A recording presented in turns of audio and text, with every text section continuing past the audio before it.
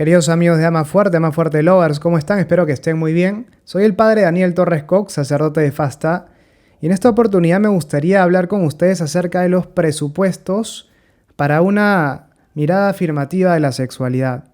¿Qué queremos decir con esto? Bueno, empecemos por plantear qué entendemos por una mirada afirmativa de la sexualidad. Muchas veces cuando se enseña la sexualidad se le enseña partiendo de aquellas cosas que no podemos hacer. No tengas relaciones sexuales, no hagas tal cosa o tal otra con tu novia, con tu novio. Entonces muchas veces sabemos que no tenemos que hacer, pero no sabemos por qué. Y al no saber por qué, muchas veces además se empieza a vivir de alguna manera la sexualidad con una suerte de frustración. Tratamos en Ama Fuerte de hacer un planteo distinto.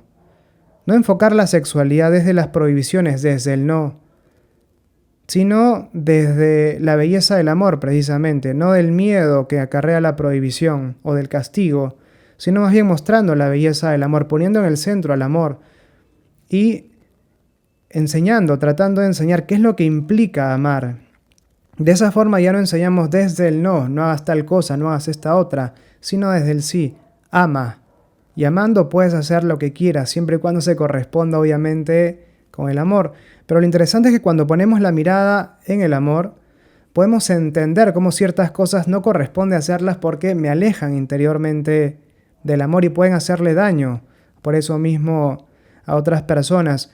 Pero ya no se trata entonces de ver aquellas cosas que no puedo hacer como prohibiciones que me son impuestas desde afuera, sino más bien se trata de consideraciones que yo puedo, a la luz del amor, darme cuenta de que no corresponde hacerlas porque no se corresponden con el amor. Aquello que corresponde o no hacer entonces en una situación concreta brotará de las exigencias mismas del amor. Y en la medida que yo quiero amar, me quiero ajustar a esas cosas. Y entonces ya no se vive la sexualidad como un peso, como una carga, o como una serie de prohibiciones con las que tengo que cargar en la espalda. Pero bueno, para esta mirada afirmativa de la sexualidad hay algunos presupuestos que me gustaría dividir en dos. En primer lugar, que vivimos en un contexto cultural adverso. Y en segundo lugar, quiero también reflexionar acerca de lo que implica propiamente, ya en la práctica, de manera general obviamente, ¿no? Una mirada afirmativa de la sexualidad. Vayamos a lo primero. Vivimos en un contexto cultural adverso y eso no es muy difícil verlo. Por ejemplo, hoy día, ¿quién quiere vivir la castidad? La castidad parece, mejor dicho, aquel que quiere vivir la castidad parece un bicho raro. A uno lo miran raro cuando habla de la castidad. Las relaciones sexuales se plantean como algo normal. La instrumentalización de la otra persona se vuelve casi normal también, o como algo que tengo que padecer porque no hay otra forma de vivir mis relaciones con otras personas. La pornografía se instala como algo normal también, qué sé yo, tantas otras cosas. Los anuncios, por ejemplo, de televisión, en ellos prima una objetivación del cuerpo de las personas. Instagram, TikTok, redes sociales que muchas veces se usan para mostrar a la persona como si fuera únicamente su cuerpo. Y esas formas de mostrar a la persona reducida únicamente a lo físico son celebradas por quienes usan estas redes sociales. Entonces, claramente en este contexto, hablar del amor, hablar de la castidad, hablar del valor de la espera, hablar de muchas cosas que planteamos en Ama Fuerte pueden sonar extrañas. En ese sentido es muy importante tener en cuenta que nos encontramos, o nuestra propuesta, mejor dicho, es una propuesta contracultural. Vamos contracorriente. La corriente va en una dirección, nosotros vamos abierta y decididamente en otra. Plantear una mirada positiva de la castidad, plantear una mirada positiva de la sexualidad como un don de Dios, por ejemplo, que como tal tiene sus reglas. Plantear una sexualidad ordenada hacia el amor y no simplemente ordenada al placer. Plantear que hay reglas que tengo que cumplir, no como una imposición, decíamos, sino como reglas que surgen de las exigencias mismas del amor, pero son reglas. al fin. Ponerle reglas a la sexualidad puede sonar escandaloso incluso en algunos contextos hoy.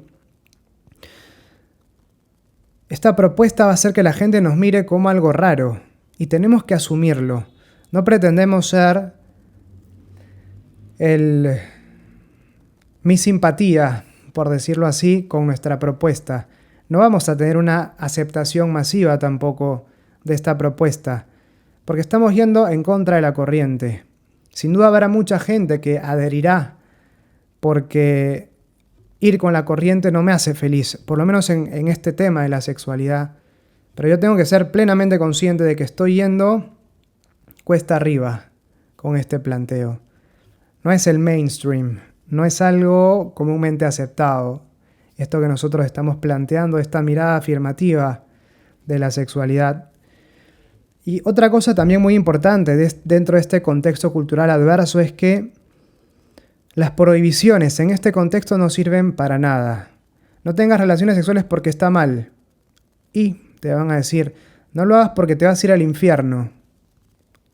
Y tenemos que ser creativos para presentar esta propuesta. Y una forma creativa de presentar la propuesta es mostrar la belleza del amor.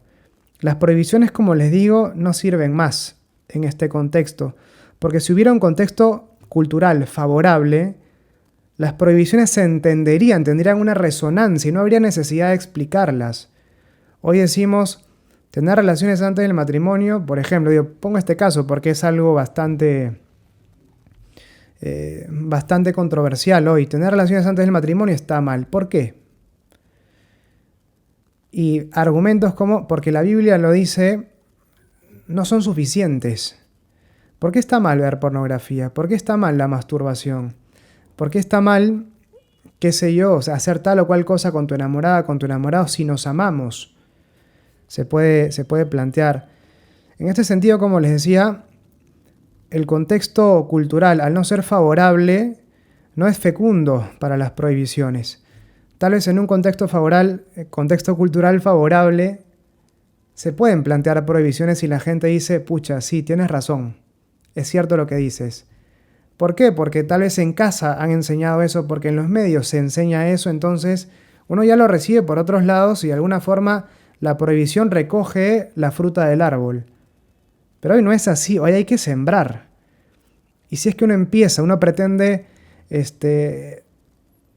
invitar a otros a que siembren junto a mí, hablándoles de lo mal que lo vas a pasar durante el sol del mediodía, la gente no va a querer venir a sembrar conmigo. Tengo que hablarles de las bondades, de lo bonito, de lo lindo, de la libertad que experimentamos viviendo de esta manera. Tenemos que mostrar la belleza del amor, no mandar a gente al infierno para que la gente pueda adherir a nuestra propuesta. No se trata de mostrarle a las otras personas el mal que están haciendo, sino el bien del que se están perdiendo por no vivir esto. Y obviamente aquí el testimonio es fundamental. Pero bueno, entonces vivimos en un contexto cultural adverso. Esta es la primera gran idea que quería transmitirles a ustedes, compartir con ustedes. Y este contexto cultural adverso implica que nuestra propuesta afirmativa de la sexualidad tenga ciertas notas o ciertas características. La primera de ellas tiene que ver con el público al que nos dirigimos. Y aquí es muy importante tener en cuenta que nuestro público no es un público químicamente puro, por decirlo así. Nos vamos a dirigir a gente creyente que está convencida de que esto es lo mejor y quiere vivirlo. Perfecto. Vamos a dirigirnos a gente no creyente que escucha esto por primera vez y como está tan en esta vorágine del mundo y no encuentra felicidad, no encuentra plenitud en ella, nos va a escuchar y va a decir, mira qué bien, eso es lo que yo estaba buscando. Pero habrá mucha gente creyente que no esté tal vez tan convencida de lo que nosotros vamos a plantear. Ya sea porque en sí no le convence, ya sea porque practica una vida completamente opuesta a esto. Hoy, incluso dentro de ámbitos creyentes, la castidad no es de las virtudes más populares, por ejemplo. Y también habrá gente no creyente que está dispuesta a escuchar algo distinto, porque como decíamos, lo que tiene no le llena, pero tampoco es que nos va a escuchar con tanta dedicación. por decirlo así. La gente ya no va a escucharnos y va a sentir la cabeza. Por eso es muy importante poder nosotros no solo presentar las razones por las cuales planteamos nosotros las cosas que planteamos, sino también poder plantearlas con el ejemplo. Pero más allá de esto, que lo vamos a ver de inmediato, es muy importante tener en cuenta esto, ¿no? Que nuestro destinatario no es un destinatario que nos va a decir sí a todo. Va a haber que fundamentar, va a haber que explicar el porqué de cosas que antes eran evidentes. Esto es muy importante. El público no es químicamente puro, entonces. En segundo lugar, dentro de este segundo bloque, digamos, de aquello que implica hoy una mirada afirmativa de la sexualidad, es necesario para nosotros resignificar los términos que usamos. No podemos hablar del amor, no podemos hablar, por ejemplo, de la castidad, como si es que la gente que fuera a escucharnos entendiera de lo que estamos hablando.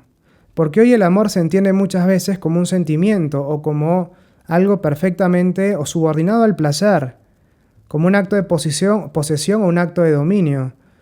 Un acto, por ejemplo, que no tiene en el cual no hay que esperar al matrimonio para tener relaciones, y una relación dentro del noviazgo puede ser perfectamente una expresión de amor, porque nos acabamos de conocer y, sentimos cosas intensísimas el uno por el otro, y eso justifica que tengamos un encuentro sexual. Bueno, o sea, tenemos que entonces resignificar lo que entendemos por amar. Muchas conductas se justifican con la expresión, pero nos amamos. Bueno, hay que ver qué se entiende por amor entonces. Porque el amor, vamos a ver, no es una decisión, no es un sentimiento, sino una decisión. Eso es muy importante. Otra cosa, la castidad. Cuando hablamos de castidad es como si es que tuviéramos nosotros un hermano mayor en el colegio que es terrible, o sea, que es el peor de la clase, el peor en conducta, la pesadilla de todos los profesores. Nosotros cuando entramos a la clase, o cuando entramos por primera vez al colegio, entonces, al colegio en el que está nuestro hermano mayor, vamos a recibir de alguna manera la fama del hermano mayor, y entonces, si uno es buen alumno, si tu hermano mayor es buen alumno, todos esperan que tú seas buen alumno, y te dicen, ¿por qué no eres como tu hermano cuando no eres buen alumno? Pero cuando yo era el hermano mayor y era buen alumno. Pero claro, cuando tenemos un hermano mayor de mala conducta, etcétera, de alguna forma uno no empieza en cero, tiene que pagar un derecho de piso, por decirlo así, más fuerte, no empieza en el sótano, en el subsuelo. Bueno, eso pasa con la castidad hoy. Se la asocia mucho a su prima, la represión, y la castidad no es represión, de hecho son primas porque la gente cree que son primas, pero no son primas en realidad. O sea, se parecen, pero es como dos personas parecidas de una madre distinta, de familias distintas. O sea, es una cosa así, por decirlo de alguna forma, ¿no? Pero claro, o sea, la castidad hereda de alguna manera la mala fama de la represión, la mala fama de tal vez esa idea con la que hoy se pinta la castidad, al hablar de estos cinturones de castidad, esa especie de ropa interior de metal que se asocia a la Edad Media, por ejemplo. Y claro, si es que la castidad es una especie si es que para vivir la castidad tengo que encorsetarme, tengo que ponerme una ropa interior de metal, ¿quién de nosotros quiere en su sano juicio vivir la castidad?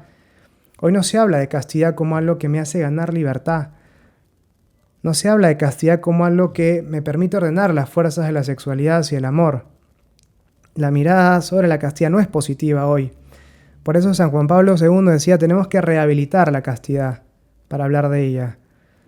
Bueno, hay que no solo rehabilitar la castidad, hay que rehabilitar el amor, hay que rehabilitar muchos de los términos que usamos. Hay que rehabilitar también incluso el placer. Porque hoy, por un lado, hay una mirada, claro, en la cual el placer se vuelve como que lo mejor, es lo máximo el placer. Pero por otro lado también hay una mirada más puritana sobre el placer, según la cual el placer sería algo malo. Y entonces, en vez de encontrar un equilibrio, me fui al extremo completamente opuesto. Ya no se trata de que el placer es la bondad absoluta, el fin último de la sexualidad, sino que me voy al otro extremo y planteo que el placer es algo malo, un mal que hay que padecer en orden a tener hijos, y el fin de la sexualidad son los hijos y nada más. Me estoy yendo al otro extremo.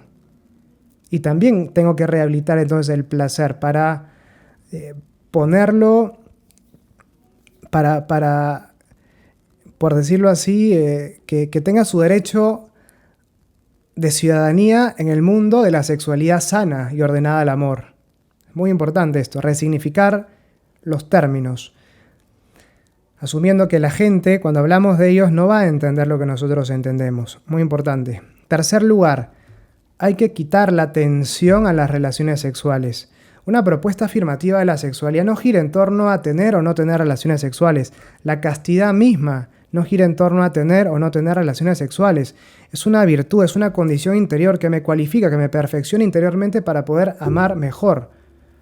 Entonces no gira solamente en torno a las relaciones sexuales, sino implica una forma de mirar, una forma de tocar, una forma de besar, una forma de bailar, una forma de mirar Instagram, una forma de hacer comentarios en las redes sociales. Y puedo vivir la castidad solo y no necesariamente con alguien. Y una pareja que se abstiene de relaciones sexuales puede no estar viviendo la castidad, porque no está interiormente ordenada al amor. Una persona que sea virgen puede no vivir la castidad, porque es virgen tal vez porque nadie le da pelota, nadie quiere estar con esa persona. O es virgen, dice, sí, yo voy a esperar el matrimonio, pero se la pasa viendo pornografía. Entonces no está interiormente ordenado ese sujeto hacia el amor, ¿no? Entonces es muy importante, o sea, frente a la sexualidad, la principal nota no es la de si soy virgen o no soy virgen, sino en qué medida ordeno mi sexualidad hacia el amor. Y aquí es muy importante encontrar un punto de equilibrio delicado, porque claramente hay que valorar la virginidad. Las personas que poseen todavía esta condición, que nunca han tenido relaciones sexuales, tienen que cuidarla como oro. Y en Alma Fuerte buscamos dar ese mensaje. Si es que conservas la virginidad, cuídala como un tesoro, porque es algo que una vez que te entregas a otra persona físicamente no recuperas más la virginidad. Pero también es importante encontrar un balance, porque no se trata de satanizar a alguien que ya tuvo relaciones sexuales, no, en absoluto.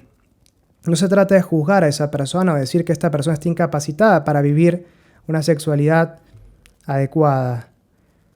Hay que valorar también esta segunda virginidad, una segunda oportunidad de entrar en contacto con el valor que uno tiene y no estar dispuesto a dar ese valor a dar eso valioso que soy a otras personas, viviendo esa segunda virginidad asociada a la virtud de la castidad.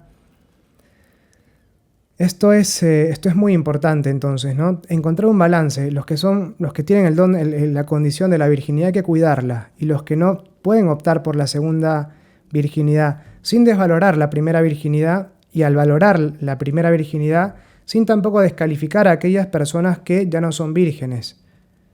Porque uno no sabe por qué razones, ¿no? Tal vez uno era muy joven, muy inmaduro, qué sé yo, y tal vez vale más.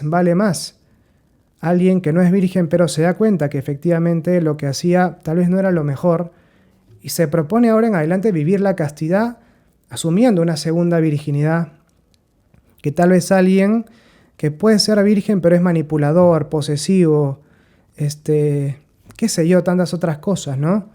Entonces la virginidad no le sirve de nada en orden a vivir el amor en su vida.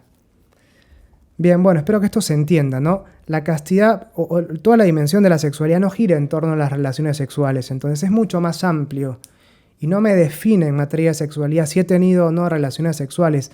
Hay todo un campo más amplio para trabajar. Yo puedo vivir la castidad, por ejemplo, estando solo. Es como les decía hace un momento, una forma de mirar, una forma de tocar, una forma de bailar, una forma de conversar, de usar las redes sociales, etc. Es algo grande, más grande la castidad. Bien, una última cosa que me gustaría compartir con ustedes es la importancia de, en esta mirada afirmativa de la sexualidad, trabajar a dos niveles, inteligencia y voluntad. En el plano de la inteligencia es muy importante tener en cuenta el qué, ¿sí? ¿Qué hay que hacer, qué no corresponde hacer? Obviamente como algo que se desprende del amor, pero también el por qué. Y en el por qué es importante no solo saber qué dice la Iglesia, qué dice Juan Pablo II, qué dice Santo Tomás. Es importante saberlo, sí, pero yo además tengo que hacer mías esas razones. Y entonces está lo que dice la Iglesia, sí, Pero yo cómo vivo eso que dice la Iglesia. Está lo que dice San Juan Pablo II, sí. ¿Y yo por qué quiero seguir lo que dice San Juan Pablo II? Está lo que proponemos en Ama Fuerte. Sí, pero no lo voy a hacer solo porque lo dice Ama Fuerte. Lo voy a hacer porque yo descubro que esto en realidad tiene sentido para mí. Y tal vez esas razones que yo descubro y que hago mías no son suficientemente fuertes para convencer a otras personas. No importa. Yo no trato de convencer al mundo entero. Yo trato simplemente de vivir en paz con aquello que creo. Y estas razones tienen que ser suficientes para mí. Pero no me basta estar convencido porque así lo dice tal o cual persona. Yo debo estar convencido porque yo encuentro que esto tiene sentido para mí. Y en ese sentido ayudan mucho también conocer no solo las razones de autoridad, que dice tal papa, que dice la Iglesia, que dice el magisterio de la Iglesia, sino también conocer el enfoque natural, porque la gracia, como decía Santo Tomás, la gracia supone la naturaleza. Entonces, lo que la Iglesia propone desde una perspectiva sobrenatural tiene un fundamento natural. La gracia eleva la naturaleza, sí, pero no la anula, la eleva, la perfecciona, sí, pero sin que ésta pierda su consistencia. Entonces las cosas que se dicen desde una perspectiva sobrenatural deben tener un fundamento natural. Es importante conocer ese fundamento. Esto que decía, por ejemplo, Santo Tomás. Si es que, mejor dicho, ofende a Dios respecto al pecado, ¿no? Ofende a Dios porque daña al ser humano. Algo que me haga bien en cuanto persona, en cuanto ser humano, no puede ser pecado. Y tampoco puede mandárseme a hacer algo que me hace daño en cuanto ser humano, porque no hay una oposición entre fe y razón. Bien, finalmente, no solo trabajar el nivel de la inteligencia, sino también el nivel de la voluntad. Esto es muy importante porque leer, escuchar charlas, por ejemplo, de cara a la adquisición de la virtud de la castidad, es importante, sí, pero se trata del 50%. Las charlas, los podcasts, las clases, los videos, los textos de Ama Fuerte, me dan, por decirlo así, la idea de la obra de arte en mi cabeza. Pero después esa obra de arte tiene que plasmarse en la materia, en un pedazo de mármol o en una masa de arcilla. Lo mismo, yo no adquiero la castidad escuchando charlas. No adquiero la justicia leyendo libros sobre cómo ser justo. O no hago una obra de arte pensando en cómo la haría. La adquisición de virtudes morales, trabajar, vivir la castidad, requiere acción. Y entonces, como les decía, las charlas, los libros, son solo el 50% de la tarea. Hay que trabajar también y profundamente la voluntad. Esto es muy importante. La castidad implica trabajar la sexualidad activamente. Implica vivir el amor y para yo ver resultados, como cuando voy al gimnasio, tengo que entrenarme y entrenarme todos los días. Todos los días debo elegir el amor, todos los días debo elegir amar, ya sea que esté con una pareja o no. Esto es muy importante. Y de cara a la transmisión de este mensaje es muy importante por eso la dimensión del testimonio. Porque un libro, tal vez una charla simplemente doctrinal, transmite la idea de que el contenido es verdadero, efectivamente. Pero cuando yo puedo ver ese contenido concretizado en la vida de una persona, hecho testimonio, eso que es verdadero, además lo veo como bueno y bello y digo, yo quiero eso para mí. Eso es lo que hay que conseguir también. Atraer por, valga la redundancia, atracción.